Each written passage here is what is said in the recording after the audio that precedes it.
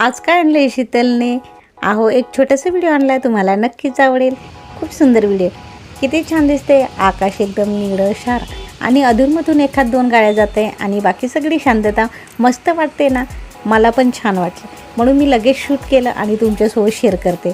अहो इतकं छान म्हणते ना मी, हे तेच आहे नेहमीच आपण ऐकतो न्यूजमध्ये बघतो, ते म्हणजे नाशिक सिटीतला द्वारका चौक. सतत आणि सतत हे ट्रॅफिकचं ठिकाण. कधी कधी 1-1.5 तासाची ट्रॅफिक असते. पावसात तर विचारायचं कामच नाही. मुलांना लेट होते स्कूल जायला, ऑफिसला जायला, मेन मार्केटला जायला लोकांना लेट होते. सतत आणि सतत ट्रॅफिकचं ठिकाण म्हणजे नाशिकमधलं द्वारका चौक. का बरं एवढी ट्रॅफिक असते इथं? कारण नाशिक ते पुणे महामार्ग जोडणारा हा द्वारका चौक आहे. तसेच आग्रा ते मुंबई महामार्ग जोडणारा हा द्वारका चौक आहे.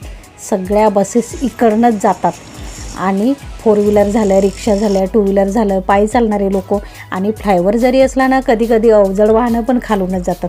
म्हणून एवढी ट्रॅफिक असते इथं. म्हणून आपण सतत ऐकतो द्वारका चौकला ट्रॅफिक झालेली म्हणून. बरेच उपाय केले पण काही उपयोग झाला नाही.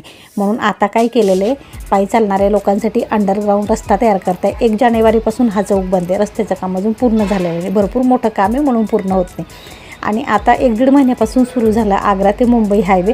बाकी पुण्याचा बंदच आहे म्हणून इथे एवढी शांतता आहे. आणि मी आले सकाळी 6 वाजेला म्हणून खूप जास्त शांतता वाटते, बाकी काहीच नाही. व्हिडिओ कसा वाटला नक्कीच कमेंट करा. Bye bye.